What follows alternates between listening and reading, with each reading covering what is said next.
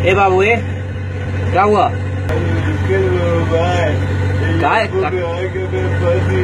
Saudi में आके फंस गए का है?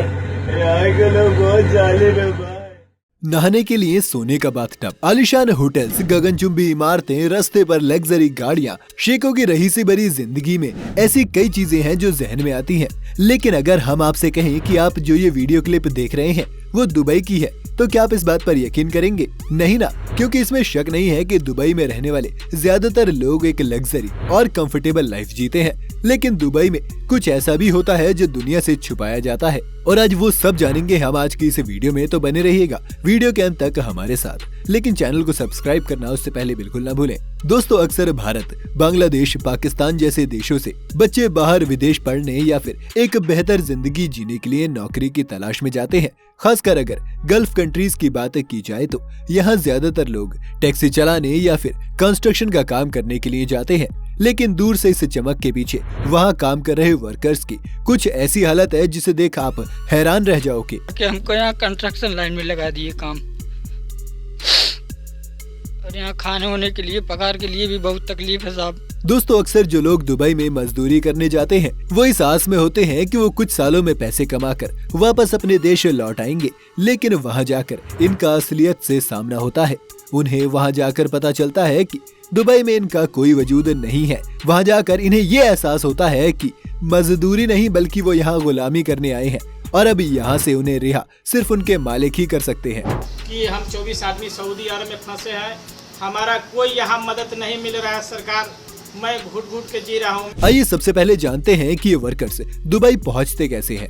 दरअसल दुबई में काम पर ले जाने के लिए बहुत सारे स्पॉन्सर्स बनाए जाते हैं जो अलग अलग देशों से वर्कर्स को ढूंढ कर लाते हैं। अब मान लीजिए किसी इंसान को दुबई जाना है तो वो इन स्पॉन्सर्स से मिलते हैं। कुछ स्पॉन्सर्स इन्हें मोटी रकम का दावा करते हैं और साथ ही वहाँ मिलने वाली फैसिलिटीज के बारे में बताते हैं, जिसके बाद तो किसी का भी मन वहाँ जाने के लिए तुरंत राजी हो जाएगा। अच्छे पैसे, अच्छा घर, खाना पीना, ये सब देखकर वर्कर्स वहाँ जाने के लिए बेताब हो जाते हैं। अब दोस्तों, यहाँ एक कैच है। आधे से ज्यादा स्पॉन्सर्स अपना कॉन्ट्रैक्ट्स अरबी में बनवाते हैं और उसमें कई हिडन टर्म्स और कंडीशंस होते हैं, और वहां जाने वाले वर्कर्स भी इतने पढ़े लिखे नहीं होते कि वो इन स्पॉन्सर्स और कंपनीज की चालाकी को समझ पाए। इसलिए वो बिना ज्यादा पूछताछ किए कॉन्ट्रैक्ट पर साइन कर देते हैं।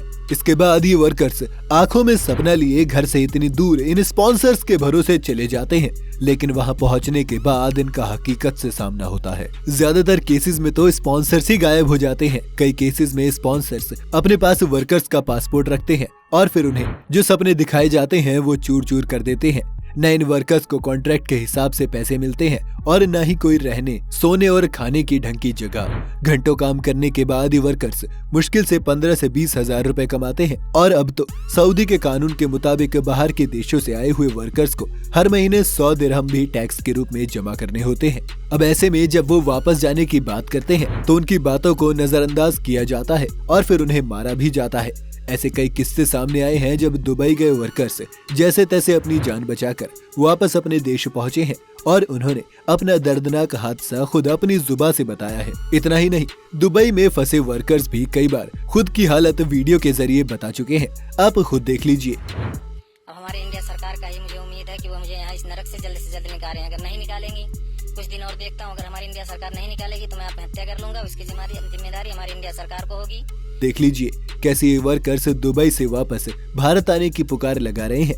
दरअसल कई स्पॉन्सर्स इनका पासपोर्ट लेकर गायब हो जाते हैं और फिर बिना पासपोर्ट के वापस अपने देश जाने का तो सवाल ही पैदा नहीं होता। कई केसेस में तो उनका फोन भी उनसे छीन लिया जाता है ताकि वो अपना हाल अपने घर वालों तक को न बता सके। ऐसे ही दिन रात काम करते करते बीत जाते हैं कई साल, और फिर एक दिन उनका पासपोर्ट एक्सपायर हो जाता है और फिर तो वापस आना उनका बस एक सपना बनकर रह जाता है।